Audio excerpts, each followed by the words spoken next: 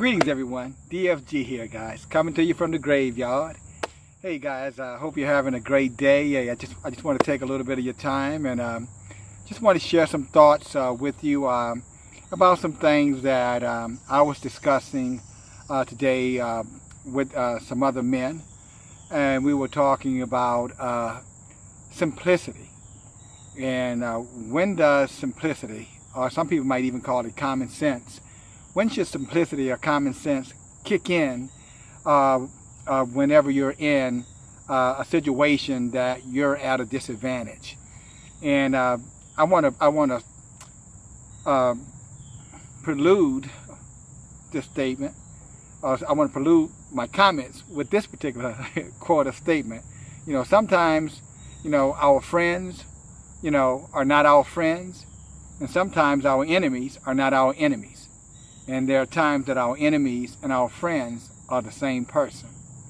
And I say that in terms of where are you getting your information from, or what are you learning, or who are you learning from, and then how do you take that knowledge and that information and process it to make, you know, conclusions or come to decisions that are in the best interest of yourself, as well as the best interest of your family, and the best interest of your community. Yourself, your family, your community. How do you process information? How do you process situations? How do you process circumstances to make sure that whenever you're taking action in a difficult situation, you're making the best decisions? Now, let me get a little bit more in depth in why I'm bringing this up. You know, when you look at a lot of the national statistics, especially as it relates to people of color, especially, you know, black men, you know, there's a place and a point in time where you have to step back and ask that question: is it me or is it them? And them, what I mean by them is some systematic, you know, process that's in place that has a clear intention to bring about harm to you or harm to your family. So when you look at incarceration numbers, you guys have heard me talk about this before. You look at the homicide rate, you heard me talk about that before. You talked about, you've heard, or you understand the police brutality aspects of it. I mean, there was a video out earlier today, and this guy was in Chicago. Happened to be a white male, and he was resisting the police officers, 3 white police officers, and they tried to handcuff him, and he struggled, and he pulled, and he screamed at him and hollered at him, and pretty much, read the riot act to them. They finally got him to the ground, and, he still resisted, and they got the handcuff on him without any violence, without any, punching, kicking, stomping, or shooting. And it was interesting while he was on the ground, and you can see that, you can pull it up on the website, Chicago News, you'll see it today, August 17th. While he's on the ground, he makes a statement: don't beat me up, or don't beat me like I'm a black person. Isn't that weird? Or is it not so weird? But that's what he said: don't beat me like I'm a black person. Now, this is a white man telling this to white police officers: don't beat me like I'm a black person. It's almost as though there's some type of hidden code or something, and again, this is just my opinion, so don't get offended, just hear me out.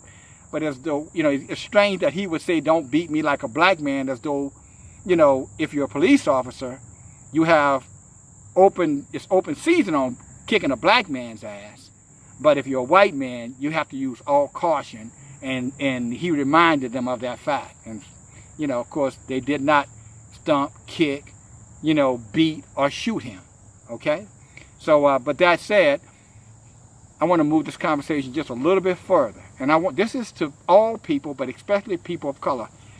This media, this outlet, this information is to help you better de-escalate when you get into a bad situation. Now, I will tell you, nature. Take a mouse for an example. If a mouse sees other mouse or mice in rat traps that have been captured in rat traps, you know what ultimately ends up happening with that mouse? That mouse is intelligent enough to start avoiding the rat traps. Even though that cheese might be enticing, even though that mouse might be out to gain food for himself, or his family of mice, his baby mice, it knows that if it happened to one mice, then ultimately it could happen to it. And so it avoids the cheese, and it just settles for some crumbs wherever it can find it. So what am I saying? Critical thinking in terms of how do you process information, how do you use information to make the best decisions, not unlike the mice.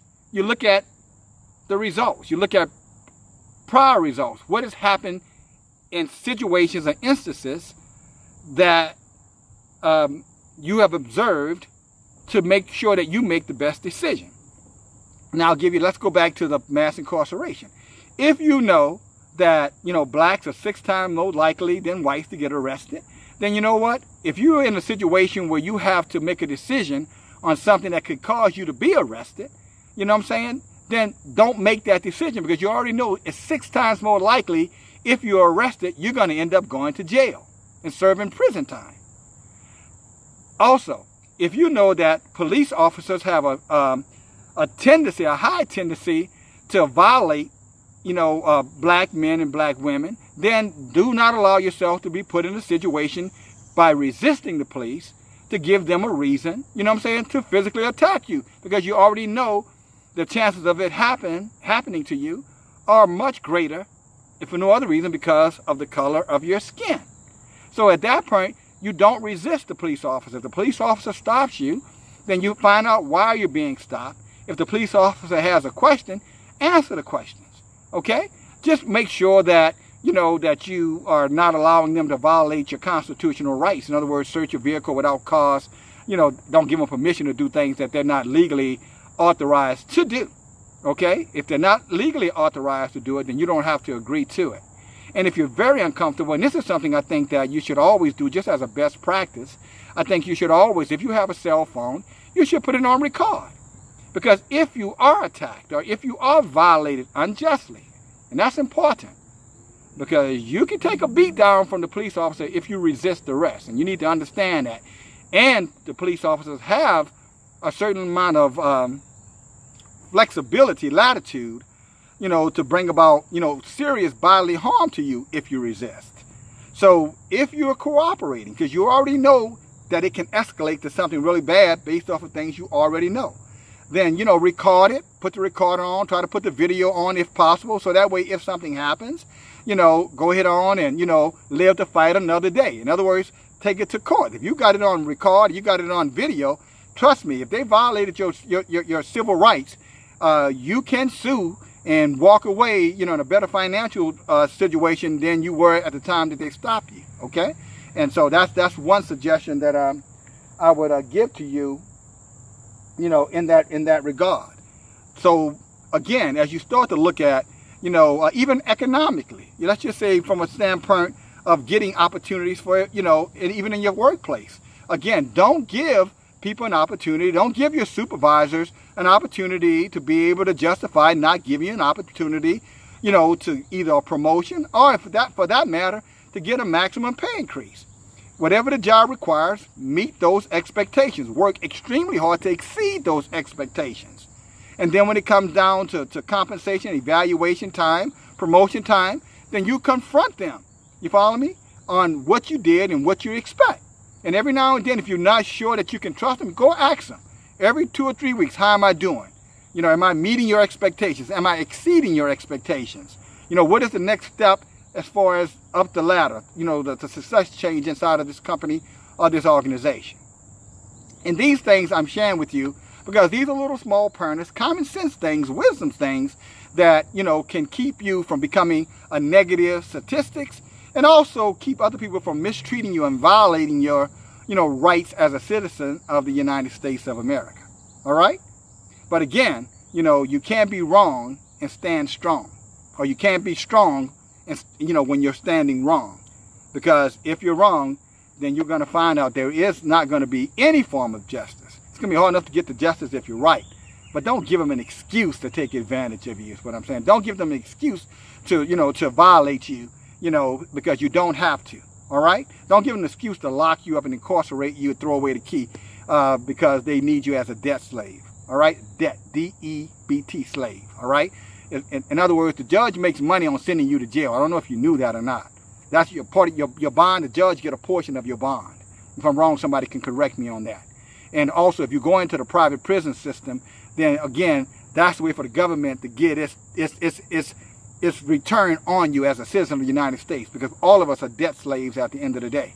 And so if they can't get you in the workplace, they'll get you in the prison place, because you're just a commodity to them, a resource, a stock bond, you know what I'm saying, to be traded like any other commodity to make money.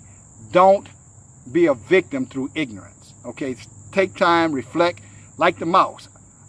Survey the, your playing field. Survey it, look around, make sure everything is good, make sure that you understand what the rules are, understand what the consequences are, and make intelligent decisions so that you do not allow anyone to victimize you. And then you need to teach this to your children.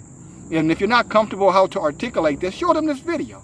Let them sit down with you for 10 minutes, 12 minutes, and go over this video, and then you can extrapolate or expound on what I'm saying, to them, to help them better understand where we're coming from as your own media, your black media, but this is media for everyone. All of us can glean from this, regardless of ethnic group, regardless of color, gender, etc. Okay? So I hope this helps. Again, it all comes back down to, just taking the time and understanding who your friends are, who your enemies are, and remembering sometimes your enemy is not your enemy. Your friend sometimes is not your friend. And sometimes your enemy and friend is the same person. Peace. Subscribe. Leave your comments. Appreciate your time. DFG, coming to you from the graveyard. Love you guys. You guys are the best. Have a great weekend. Oh, sorry. I'll talk to you again tomorrow. Bye now.